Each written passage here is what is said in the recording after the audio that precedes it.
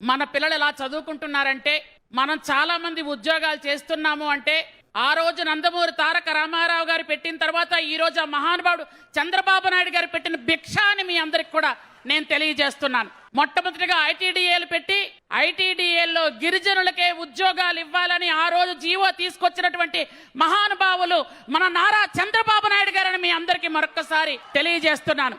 మన చట్టాలను రక్షిస్తూ మన తాలూకా హక్కుల్ని కాపాడుతూ ముందుకు తీసుకెళ్తున్నటువంటి ప్రభుత్వం మన చంద్రబాబు నాయుడు గారి ప్రభుత్వం. మరొక్కసారి మీ అందరికీ కూడా నేను గుర్తు చేస్తున్నాను.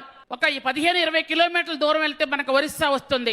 ఒక 60-70 కిలోమీటర్లు వెళ్తేనే ఛత్తీస్గఢ్ మనం అంటుకుంటాం. అలాంటి రాష్ట్రాల్లో కూడా 1000 రూపాయల పెన్షన్లే ఇస్తున్నారు. కానీ ప్రపంచం మొత్తం మీద 4000 రూపాయల పెన్షన్ ఇస్తున్నటువంటి రాష్ట్రం ఆంధ్రప్రదేశ్. నాయకుడు చంద్రబాబు నాయుడు గారని మీ అందరికీ కూడా నేను తెలియజేస్తున్నాను. 4000 రూపాయల పెన్షన్ ఇస్తూ ఈరోజు గిరిజనుల్లో ఎంతో మందికి అదే జీవనాధారం. గత 5 సంవత్సరాలుగా ఈ గంజాయి బారిన పడి ఎంతో మంది మన బిడ్డలు జైల్లో మగ్గిపోతున్న సమయంలో ఈరోజు గంజాయి వద్దు బ్రో అని మన సోదరుడు లోకేష్ బాబు గారు అధ్యక్షులుగా ఉన్నటువంటి గంజాయి వద్దు బ్రో అని ఒక నార్కోటెక్ మనకి ఒక టీం కూడా ఏర్పాటు చేసి ఈరోజు మన అల్లూరు సీతారామరాజు జిల్లాలో అసలు గంజాయి మొక్క కూడా కనిపించకుండా చేసినటువంటి ఘనత కూడా మన చంద్రబాబు నాయుడు గారికి దక్కుతుందని మీ అందరికీ మరొక్కసారి నేను తెలియజేస్తున్నాను. గిరిజన రైతులందరూ బాగుండాలని ఒక మంచి ఆశయంతో ముందుకెళ్తున్నారు. అలాగే మెగా డిఎస్సి కూడా 16,500 పోస్టులు తీస్తున్న ఘనత కూడా మన చంద్రబాబు నాయుడు గారికి దక్కింది. మనకి గిరిజన యూనివర్సిటీ కూడా శాంక్షన్ చేస్తే గత 5 సంవత్సరాలు కనీసం పిడికడి సిమెంట్ కూడా వేయకుండా దాన్ని అలా వదిలేస్తే మళ్ళీ మన చంద్రబాబు నాయుడు గారు వచ్చిన తర్వాత గిరిజన యూనివర్సిటీ గురించి పూర్తి దృష్టి పెడుతున్నారు.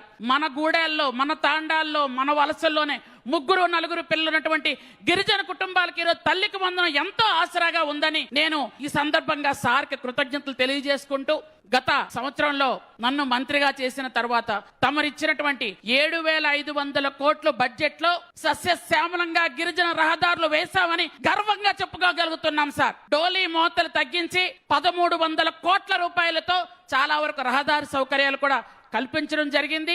ఈ రోజు అందరూ కూడా కాఫీ తోటల్లో కాఫీ పండించుకుంటున్నారు, పెప్పర్ పండించుకుంటున్నారన్న, పిల్లలు యూనివర్సిటీలో చదువుకుంటున్నారన్న, అంతా తాము చేసినటువంటి మా హక్కుల్ని కాపాడుతున్నారు, గిరిజనుల తాలూకా సమస్యలు తీరుస్తున్నారు. కాబట్టి సభాముఖంగా మరొక్కసారి మీకు ధన్యవాదాలు తెలియజేసుకుంటూ, ఈ ప్రత్యేకంగా ఈ రోజు వచ్చినందుకు మా అందరి తరపున మీకు ధన్యవాదాలు తెలియజేసుకుంటూ, ఆదివాసీ ఐక్యత, ఆదివాసీ ఐక్యత, చంద్రబాబు గారి నాయకత్వం, చంద్రబాబు గారి నాయకత్వం.